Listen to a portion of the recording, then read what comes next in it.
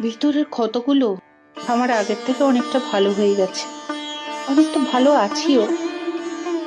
শোনো, এবার একটা কথা ভেবেছি জানো, কথাও শুধু নয়, বলতে পারো তোমার উদ্দেশ্যে একটা অনুরোধ। তুমি না এবার দেখা হলে আমার হাত ধরো না কিন্তু।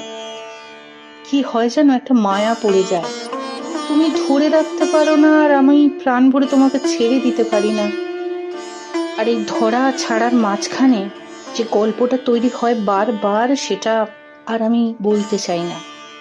এবার আবার দেখা হবে, আবার চোখে চোখ পড়বে, আবার ভেতরটা ছটফটিয়ে উঠবে, আবার ভেতর থেকে আমি তোমার জন্য একেবারে পাগল হয়ে যাব, আবার তোমাকে নিয়ে একা হতে ইচ্ছা হবে আমার।